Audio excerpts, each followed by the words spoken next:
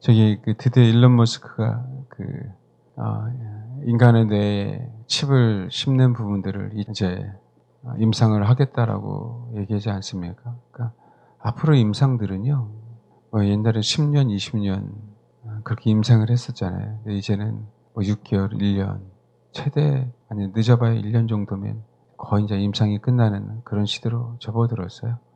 사람 뇌에 칩을 심는 얘기는 원숭이 뇌에 칩을 심어서 원숭이가 우리 옛날에 그 벽돌 깨기 같은 게임 하듯이 그 축구 같은 거 있잖아요. 예, 게임 하듯이 그거를 게임하는 거 보셨죠? 예. 우리가 이제 육체만이 아닌 혼의 능력을 잠식해 가는 시대에 우리가 살고 있어요, 세상은요. 그래서 여러분 앞으로 가상이란 얘기가 들을 때에는 이제는 때는 정말 마지막이다라고 생각해야 돼요. 그럼 지금 NFT라 그러나요? 아주 그냥 난리가 났어요. 그래서 여러분 그 가상랜드에서 가장 유명한 데가 샌드박스. 거기는 이제는 땅이 없어서 못 사요. 땅이 없어서.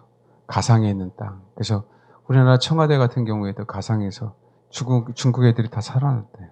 그때 4만 원인가 얼마에 주고 산 걸 지금은 1,500만 원? 그게 아마 수억 원이 넘어갈 거고요. 얘네들이 이상한 짓거리를 하잖아요. 얘네들 다 이상한 짓거리를 하는 거예요. 비트코인이 말도 안 되게 이상한 짓으로 가격을 풀어놨잖아요. 얘네들은 그렇게 해서 자기네들의 먹거리를 창출하고 자기네들이 더 부자 되는 거거든요. 말이 돼요? 가상랜드? 그렇죠? 가상의 땅이잖아요.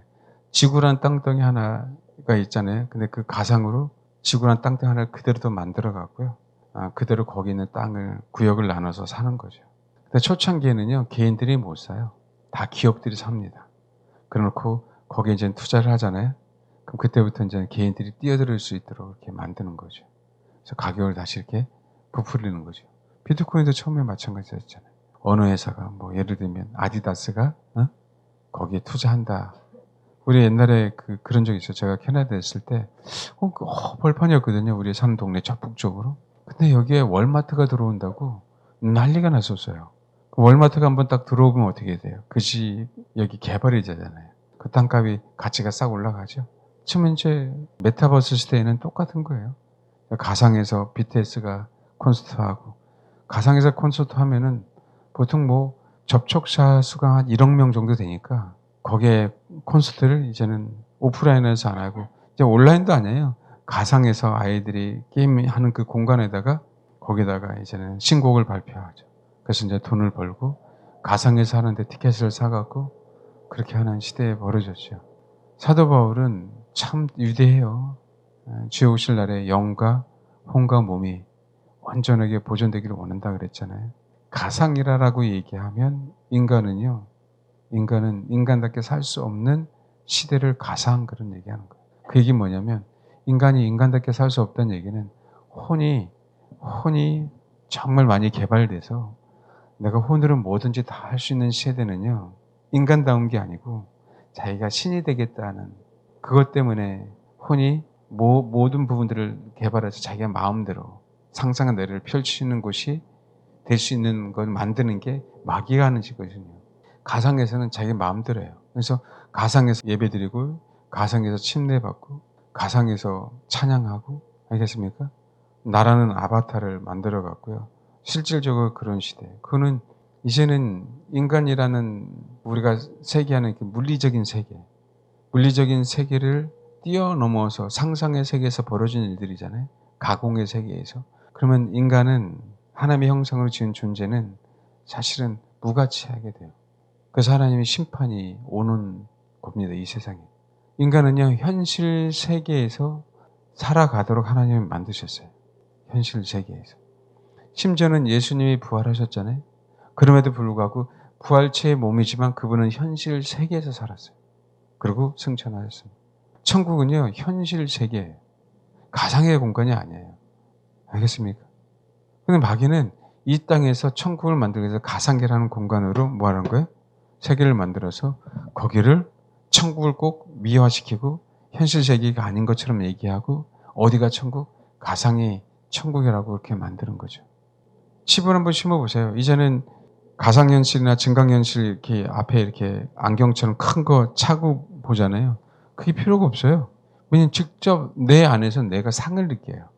우리가 눈을 볼 때 요 뇌라는 그것이 어딘지 모르겠지만 이렇게 하고 수정체하고 눈알하고 요 안에서 상을 쫙 초점 맞춰 갖고 사물을 보잖아요. 그래서 그게 사물을 본 게 뇌에 전달되잖아요. 근데 그게 이제는 이렇게 쓸 필요가 없다니까요. 뇌 안에서 칩이 그죠 바로 뭐 하는 거예요? 시신경으로 연결돼 갖고 보는 것처럼 뭐 하는 건 뇌로 다시 보내는 거예요. 원래는 내가 모르겠지만. 그럼 어떻게 해야 돼요? 이제는 끌 필요도 없고 너무 간단한 거예요. 너무 편리한 거예요. 이런 시대에 살고 있는데 이게 과학의 발달이라고 해서 너무 좋아하는 거죠. 아니에요.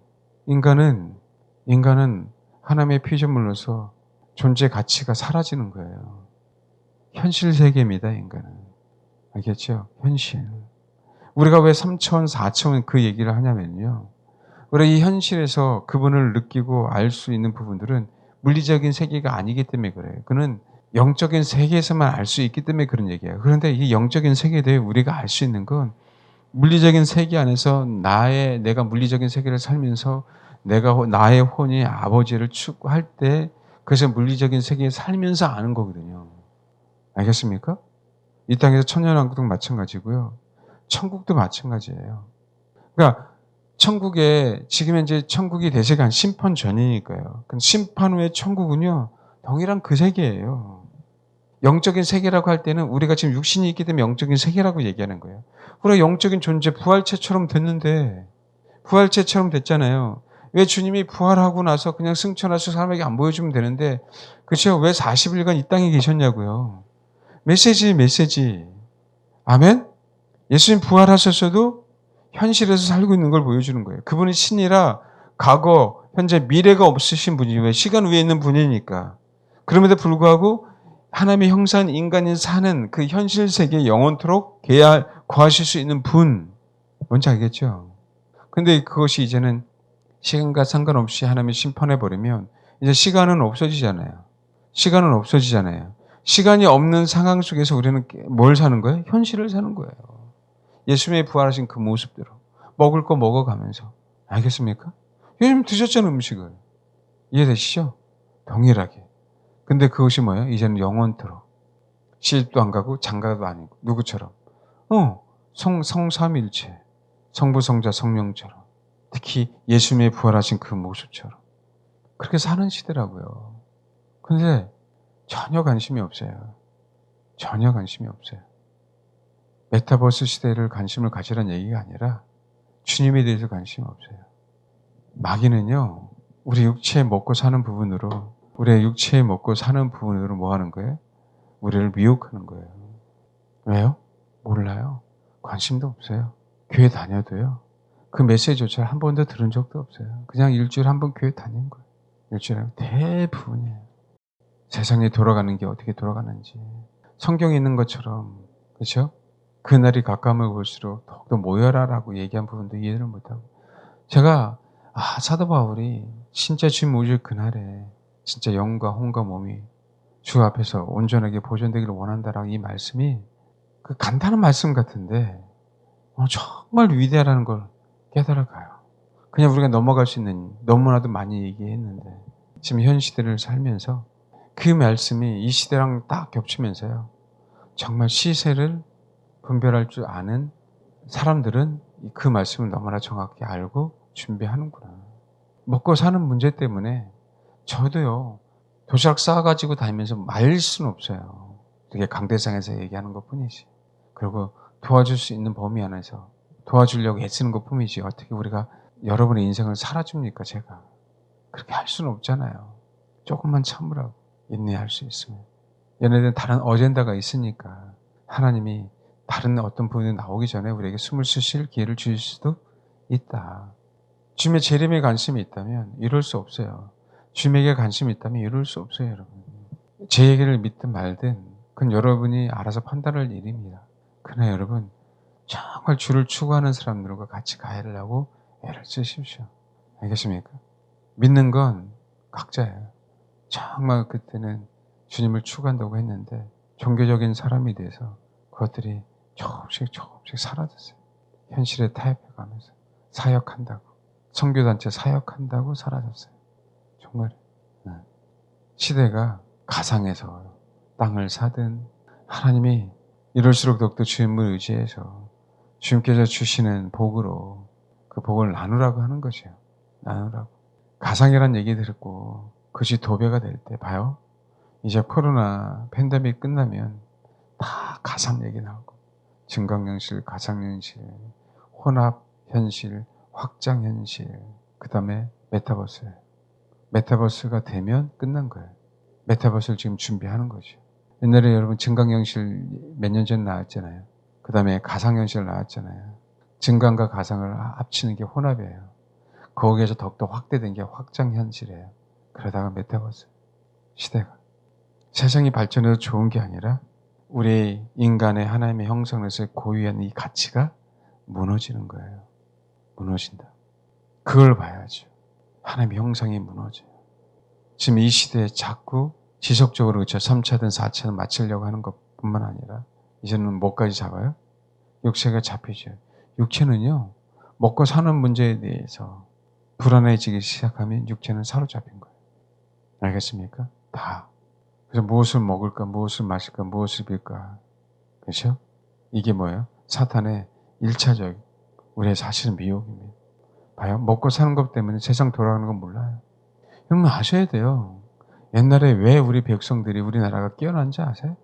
그때는요. 보릿고개도 있었어요. 먹고 사느라고 너무 힘들었어요. 시대를 연구해요. 세상 돌아간 건 얘기할 수 있어요? 다 선교사들이 알려줬어요. 세상이 어떻다.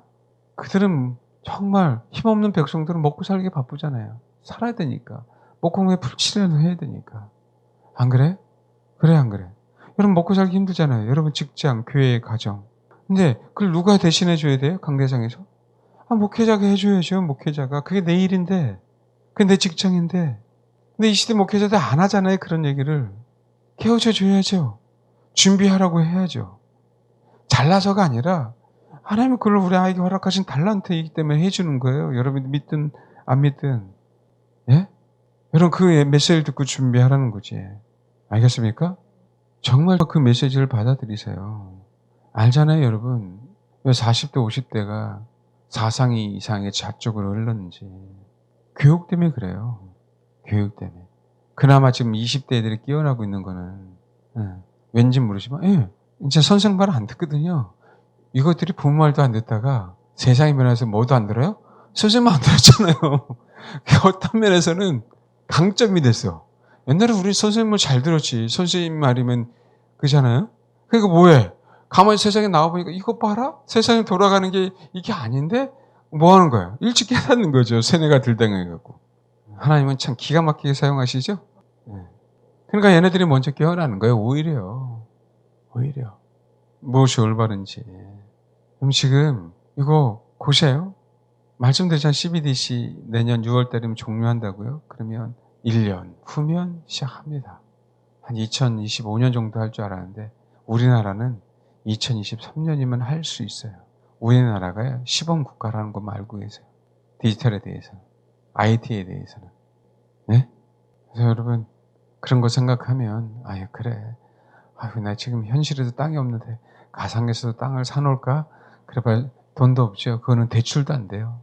가상은. 그래서 돈 있는 애들이 그 기업들이 가상의 공간을 다 점령하고요. 짜투리가 나오면 막 붐을 일으키잖아요. 붐을 막 일으키면 뭐 하는 거예요? 덩달아 가치가 올라가죠. 다 모든 가상의 가치, 가상의 아무것도 아닌 거, 그 가상의 가치를 소위 말하는 코인부터 이렇게 만들어 놨잖아요. 얘네들은 더 부자 되는 거예요. 못 사는 사람도 더욱더 노예되는 시대고. 그러니까 어차피 없는 거 하나님 감사하면서.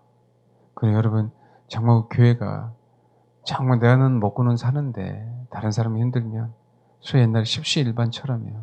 교회는 그렇게 돼야 돼요. 공동체는. 교회는 우리가 최선을 다해서 이 땅에서 신앙으로 견뎌내십시오. 그러다가 안 되면 같이 굶고 같이 가야 돼요. 이제는 주님 앞에 가잖아요. 얼마나 남았습니까? 주님 앞에 가실 날이. 세상은 흘러가잖아요. 더더욱 주님 오실 날은 멀지 않았고. CBDC가 되면 이제는 끝났어요. 메타버스는 나중 문제예요. 더. 알겠습니까? CBDC가 되면 뭐라고요? 끝난 거예요. CBDC가 된다는 얘기 전 세계 통합하겠다는 거예요. 여러분 그 시대를 대비해서 먹고 사는 문제, 육체의 문제 거에 초월하면서 하나님을 의지하십시오. 정말 이 순간에 정말 철저하게 최선을 다해서 하나님께서 나에게 허락하신 그 직업 가운데에서 정말 최선을 다하세요. 알겠습니까? 살아남으시라고. 어떤 직업이든 먹고 사는 문제 그냥 아버지가 아니까. 그럼에도 불구하고 우리가 안 되는 영역이 있을 거 아니에요. 그때까지는 살아남으세요. 저도 요즘은 각오해요. 의무화가 된다고 하면 저는 가야 될 각오를 하고 지금 마음 다짐하고 있어요. 분명히 그렇게 될 시기가 다가올 텐데. 뭐든지 다. 그러니까 이제는요. 정보는 다 나왔어요, 여러분. 앞으로 세상이 어떻게 돌아갈 것인가에 대한 부분들. 더 이상의 정보를 알지 않아도 되는 시대에 이제는 살고 있어. 그 먹고 사는 부분에 대해서 우리가 못 뛰어넘으면 나중에는 경제 문제잖아요. 경제 문제, 먹고 사는 문제. 그렇기 때문에 어떻게 다 넘어간다, 미혹에. 지금 내가 최선을 다하지 않으면 그냥 최선을 다하지 않고 그 시스템 속으로 하나씩 발을 딛게 돼요. 발을. 알겠죠? 발을 딛게 된다고 나도 모르게. 그럼 끝난다. 분명히 이해내라. 시대를 분별해 가면서. 역대상 12장 32절. 이사갈 자손 중에서 시세를 알고 이스라엘이 마땅히 행할 것을 아는 우두머리가 200명. 그들은 그 모든 형제를 뭐 하세요? 통솔했다 그랬잖아요. 통솔은 뭐예요? 야, 이리 와. 글로 가면 안 돼. 저쪽이 아니고 이쪽으로 가야 돼. 왼쪽으로 가지 마. 오른쪽으로 꼭 가야 돼. 알겠습니까? 이게 통솔이에요. 그 모든 형제를 통솔한 자가 몇이에요? 200명. 봐요. 이스라엘이 마땅히 행할 것을 아는 그랬어요. 이스라엘이 마땅히 행해야 될 것을 아는. 지금 저와 여러분 시대에 어떻게 행할 것인가를 아는 사람이 200명. 정말 소수의 교회들이 있겠죠. 우리는 지금 그것이 어디 있는지 모르지만 근데 그렇게 준비를 해야죠. 하나님 그렇게 인도해 달라고. 정말 관심 없어요, 여러분. 기독교인들이 주님 오시는 날을 싸구려 보기만 속아갖고요. 그럼 무조건 다 맞아야 돼. 어쩔 수 없이 저와 여러분이요. 소수의 무리에 소수의 무리. 극소수의 무리가 될 겁니다. 예? 그렇게 좁은 길이에요. 그렇게 좁은 길. 시세라는 얘기는 지금 말씀드린 시는 히브리 에트예요. 정해진 때예요. 그 적절한 때를 얘기해요. 세는 통찰력을 얘기해요. 비나 그래요. 하나님께서 우리를 살아가라고 이때 주님 오실 그 날을 정확하게 알고 그 제대로 분별할 수 있는 사람. 몇 명이요? 200명. 이 사람은 다 지도자였어요. 백성들이 어떻게 행해야 되는지를 가르쳐 주는 사람. 아멘? 메시지 듣는 거랑 듣지 않는 거랑 얼마나 큰 차이인지 알아요? 어쨌든 그런 거 있잖아요. 저건 내가 아직은 삶 속에 약간 연약하지만 큰 틀 안에서 이건 안 해야 되겠다 하는 부분들은 딱 서 있잖아요. 그러니까 여러분 부족한 건 사실에 다. 그러나 이 시대를 분별하고 우리가 어떻게 살아가야 될지를 성령님께 여쭤보고 또 기도하는 사람에게 여쭤보고 그냥 아무나 기도하고 은사가 나타나는 사람이 아닌 정말 주님을 추구하는 사람들과 연합해 가면서 그렇게 하면서 나누시고 그런 기회가 없다면 하나님 마지막이다라고 생각하고 주님을 기다리겠습니다. 가족과 함께. 아시겠죠? 네. 그래서 여러분 꼭 이런 지도자가 여러분들이 다 되시길 바라요. 제가 아닌 여러분들이 이런 지도자가 다 되시길 바랍니다. 아멘? 그렇게 해서 수많은 영혼을 구출해내야죠. 그런 거 있잖아요. 반환점을 돌면 힘들어요. 반환점 돌기 전에 깨달아야 되고 그렇죠? 반환점 돌기 전에 가르쳐줘야 돼요. 근데 거의 대부분은 안 받아들일 거예요. 목구멍이 포도청이니까. 다 먹고 사는 문제 때문에 그렇잖아요. 그래도요. 이겨내는 사람들이 이겨내더라. 구원받은 사람이 많지 않아도 여러분들 꼭 그 길을 저도 갔으면 좋겠습니다. 아멘. 이렇게 되면 그런 거죠. 목사가 선동하는 것처럼 보이잖아요. 근데 여러분 믿음은요. 설득 당하는 게 믿음이에요. 믿음은. 여러분이 하나님의 말씀에 설득 안 당하면 어떻게 예수를 믿어요? 그렇죠? 성령께서 여기서 하셔서 설득당해서 믿는 거죠. 안 그래요? 그게 믿음이에요, 여러분. 예. 저는 여러분이 믿을 수 있도록 이 앞에서 얘기하는 거예요. 예. 저도 성령님께 설득당했기 때문에 이 내용들을 하나님이 성령님이 알려준 거죠. 캐나다에 있을 때는 전혀 관심이 없었어요. 그냥 주님을 추구하기 애쓴 것 뿐이지. 근데 여기에 와서 주님이 하나씩 하나씩 알게 하신 거예요. 여기 와서. 벌써 그게 10여 년이 된 거죠. 그러니까 여러분 자신이 그렇게 준비하시고, 여러분 주변에 있는 사람들 준비하시고, 이제는 세상에 어떻게 갈 그 방향, 큰 틀은 다 나와서 우리가 얘기 안 해도 이제 알아요. 구체적으로 그것이 적용되는 것만 남았잖아요. 그때 우리가 어떻게 살아남아야 될 것인가에 대한 부분들만 가시고, 씨름하시고, 주님을 맞을 준비만 하시면 됩니다. 아멘. 그거 아세요? 꼭 명심하세요. 눈 감았다 뜨면 주님 품으니까 두려워하지 마시라고. 그 마음 가지고 꼭. 할렐루야. 예, 그러길 바랍니다.